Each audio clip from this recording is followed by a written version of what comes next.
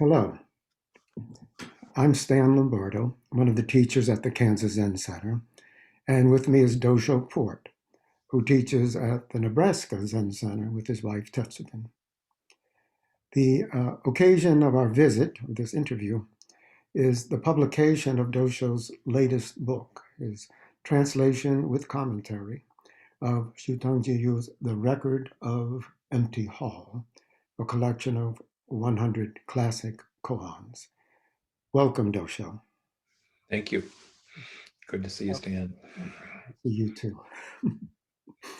Uh, Most of us had never heard of Shutangji's The Record of Empty Hall before your translation appeared in Shambhala just last month, I think. Yep. So, how did you learn about it? And what was there about it that motivated you to translate and comment on it? Well, yeah, Jutong for me too was I hadn't I'd stumbled on his name. Part of the thing with a lot of these Chinese teachers is that there's multiple names, and you've got the Wade's Guile and the Pinyin, and so it's confusing.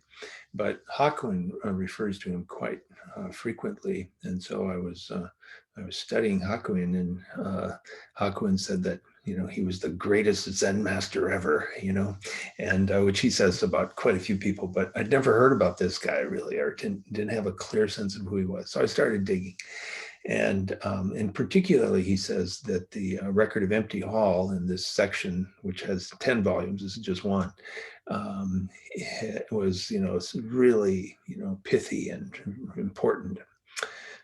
So I dug into it, and there is a translation by Joel Hoffman, who also did. I'm forgetting the name now, but this part of it is called "Everything." What is it?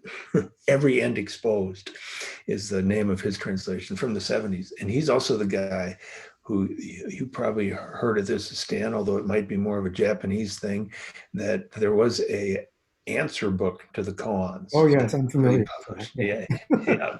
He's the one who translated that. So I was a little suspicious, I don't know.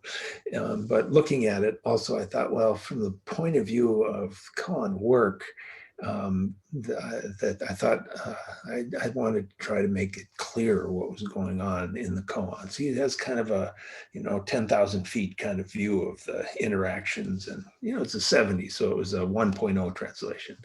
So, great effort, and great that he got it out there really, but thought I'd want to, try to do something. But more importantly, it was, it was when I was looking at this was right at the beginning of the Trump era, and there was so much ugliness and divisiveness, and I wanted to try to do something that would offer people a different view of the world than the Twitter bitter world. And so something, in these koans, I think there's just an incredible amount of joy and beauty in them, and so I wanted to do what I could to put that out there. Well, thank you very much, and we're certainly grateful for it.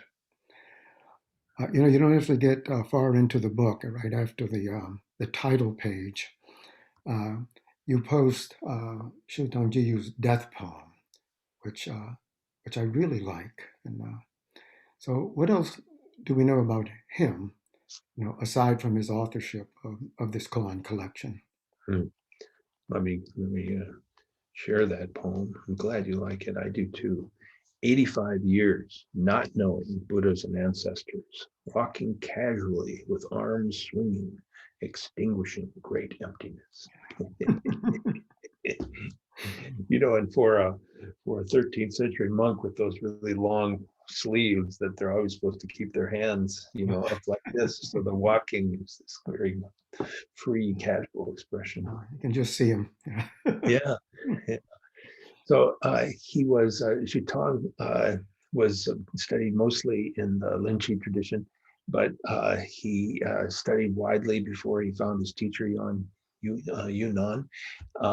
and he uh, had a couple powerful Enlightenment experiences with him, and then went on to have this very fruitful career. He clearly was a very clear-eyed Zen master, but he also would have had to be a very astute bureaucrat and politician because he was the head of all 10 of the 10 main Chinese monasteries. And so he was part of this elite, really, of that included monastics and the intellectuals and the ministers and the ruling group of Chinese culture in the 13th century. So his influence was very wide, and he also had a number of disciples, both Chinese disciples that went to Japan. I'm not so sure about Korea, but Japan had just kind of opened up, and there had been a lot of exchange between China and Japan. So some of his disciples and other people that worked with him that weren't direct Dharma heirs wound up going to Japan later, and Japanese monks that came to China and worked with him. One particularly was Dio, who sometimes confused with his successor Daito, but Dio, Nampo Jomyo, he's also known as, studied with him for 9 years and went back to Japan. And it's through him that the main line, main in the sense that it's the line that survived, has continued. It's said that there were 24 different transmissions from China to Japan. The actual number is probably greater. The 24 is just one of those numbers. But of those 24, Dogans in the Soto school and Dios in the Rinzai school are really the only two surviving from that early transmission. So he had this powerful, long-lasting impact on Zen. Also, because he was a master of verse samadhi, so going to zero and saying something. So going into the koan case in these examples and expressing the vivid aliveness of the case, and that also had a very powerful impact. A lot of people, a lot of practitioners in his generation, including Dogen, a little before that, Hongzhi, were very interested in this point of creating, from the meditation experience, doing something very creative. And I think that is why, and this very strongly influenced the transmission to Japan in both the Soto and the Rinzai lineages. But I think that's why it was successful. In a successful transmission occurred because they're not only doing something with Dharma, but also doing something that people widely could connect with. This beautiful, incredible art that flowed from the practice. So I think that's something for us to pay attention to now. I couldn't agree more. And I'm glad we are paying attention to it. Thank you for putting this into view for us.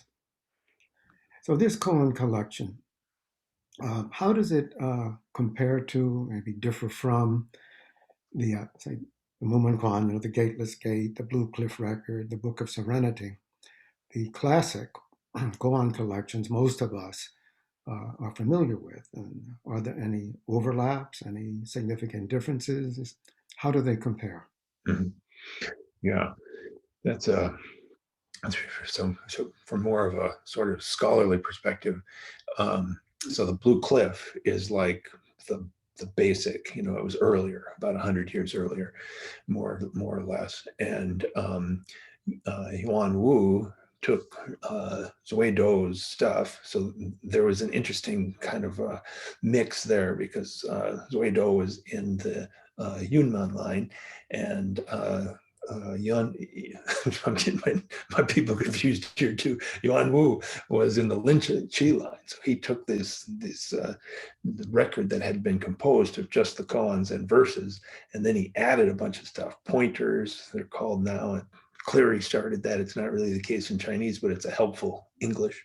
So introduction, essentially a pointer, and then capping phrases for almost every line, and then commentary both on the koan and on Zuido's verse. So it becomes this, really complex, rich literary work. So much so that Da Hui, Yuan Wu's successor, as you know, I'm sure, had it burned because because people were getting so distracted by the beauty of it that they weren't doing the work, apparently. Fortunately, it was reconstructed later, and I'm sure it's hard to keep a good book down. So it wiggled its way somewhere, and it found the sunlight later on.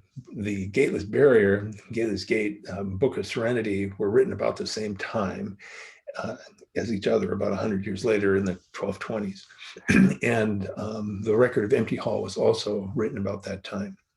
So Zhu Tong must have known about the Blue Cliff record. He probably also maybe knew about the Gateless Gate because it was a close lineage and probably floating around the same monasteries that he was in.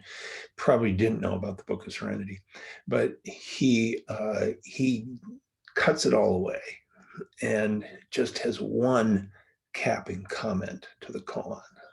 So his style in approaching it is vastly different than Yuan Wu's, who is a close lineage, not the same lineage, but several generations back, the same lineage, but a very different style of teacher. And then also the koans that were selected in both the Gateless Gate and the Book of Serenity are, the Book of Serenity has a third overlap with the Blue Cliff record. So the Book of Serenity, in a way, is like a commentary on the Blue Cliff record. And even when the cases differ, it's the same set of Zen teachers, basically. There's, the same 20, 30, 40 Zen teachers out of the lamp transmissions where there's hundreds, maybe thousands of masters.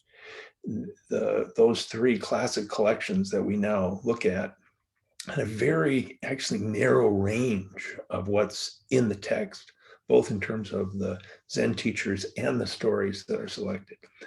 So in the Record of Empty Hall, Zhu Tong is a very different character. And so the koans both have a kind of subtlety to them and kind of a quirkiness. Hinkiness is a word that comes to mind. And he doesn't, like Nanchuan has all these odd things, odd koans.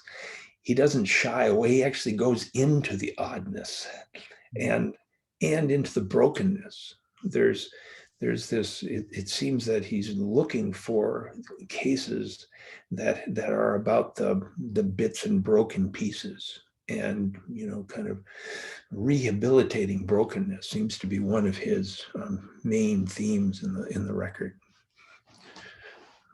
I could go on and on about that, but I'll try. You've given us a lot there, and I appreciate it. So you just pointed out that Zhidong's own commentary, very short, maybe just phrases, maybe capping words or something like that. And so what we have here mostly are your commentaries. Um, and when I read them, well, they seem very much alive. That they come from Dharma talks rather than being literary essays and live words. Um, so I'm curious. So how has your work on the record of Empty Hall, uh, both in terms of the commentaries, but in general, how has it intersected with and influenced perhaps your own teaching? Hmm. Well, they were written, although I did and have given talks about a number of the cases here, and we're in the process now of working through them all. But my process with them was to write them rather than to work from transcriptions.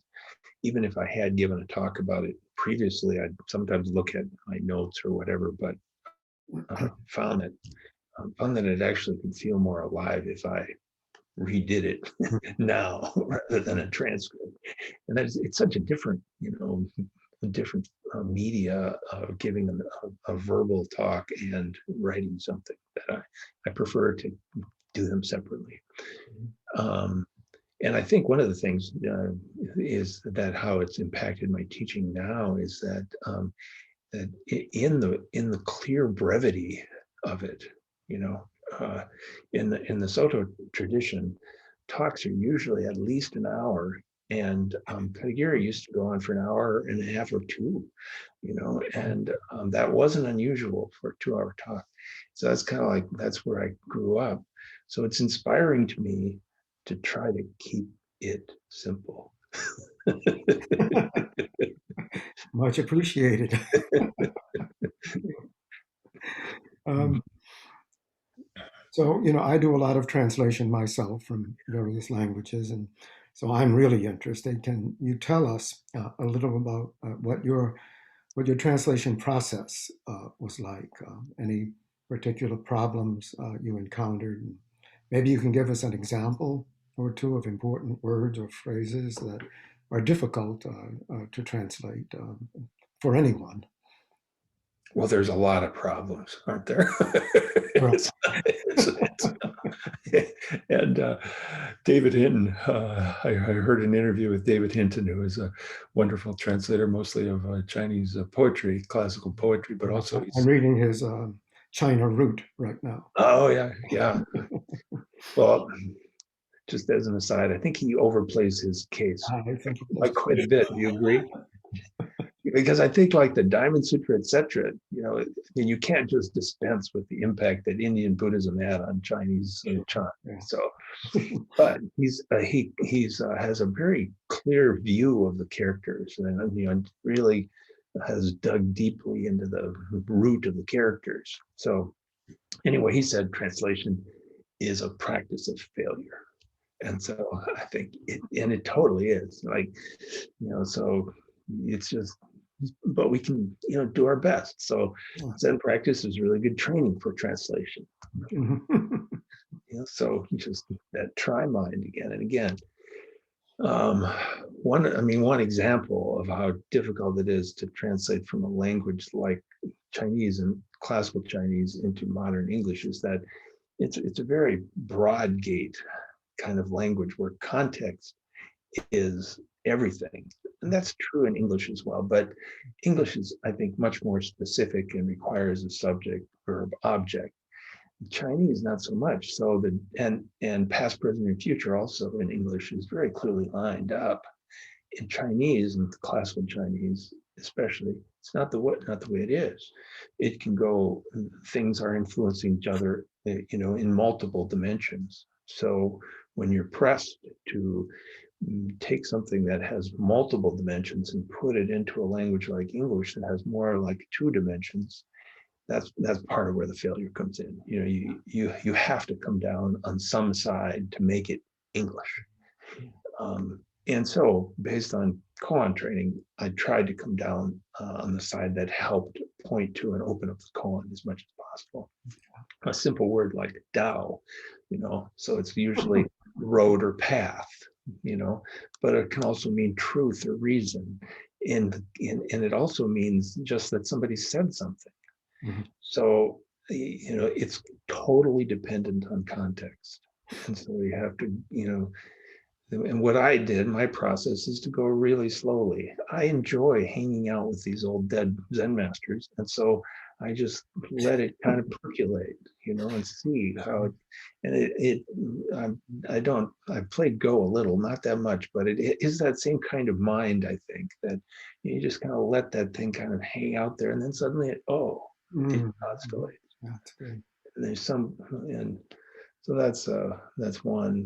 The other word that comes up a lot, which is also really central in Chinese philosophy, is the thing about li, or principle, and it's often translated principle, sometimes noumenon, but I think noumenon is my little look at it. You agree? I'm glad to see. It's like it's as if there were some essence, as I understand the English word, that's apart from the form and the function. So it's confusing, I think, from that point of view. Hinton calls it inner pattern, which I think is a nice nice way to, render it. So through the book, that's what I did. So yeah, that's a little about that. Yeah, I like the Italian phrase, traditore, traduttore. A translator is a traitor. That's it. That is great. Oh. Well, thank you, Dosho. Those are all the questions that I actually had. But is there anything else you'd like to address? And do you have any other projects on the horizon or that you're working on now? One thing that comes to mind, and this is what I tried to say in several talks that I was able to give about the book, is I think one of the things that the literature of Zen San shows Chan that there's a very rich collection of resources for all of us, and so there's lots of possibility also to find kind of the shared Zen root, like, and and I think it's important to me personally to maintain the lineage styles, but at the same time not to get so divided that it's as if, well, one Soto Zen priest told me that he said, yeah, I don't know if it's true that there's one school. I was like, oh, that's sad. So like Soto Zen is like a different religion than the quantum. I don't think that's true. And I don't think it's a helpful thing to go forward. So what I think is important is that we find the one San school, and then embrace the lineage traditions that are coming to us, and also as we go forward um, in this more ecumenical spirit. Mhm. You know, So, are you actually thinking of writing something along these lines, an essay? yeah, I am. And the project that I'm working on now has that kind of covert agenda because I'm I'm translating something by Wanzang, who was another one, a 13th century teacher in the Saodong lineage. He's the person that was the Yuan Wu of the Book of Serenity. Mhm. He pulled it together, etc. So, and this, what I was going to do the Book of Serenity, but it's already been done. So I thought I'd rather do something else that hasn't been done because there's so many possibilities, but so this is called the Going Through the Mysteries 100 Questions. And it's a student, happens to be a Japanese monk, which I didn't find out until after I got into it. It was a Japanese guy who came to study with Wansong, asked him 100 questions. Wansong answers each question. But the tone of the teaching, it's a Saodong lineage, but it's a 13th century Zen master is what it is. Mhm. Mhm. And I've a friend that's working on another translation project. He's also a Soto Zen priest. I asked him, like, do you feel like there's something distinct between that and a Linjin teacher of that period? He said, yeah, no, actually, I can't tell the difference. So it's a big project to make this one point, but yes. Yeah, well, that's good. We look forward to that.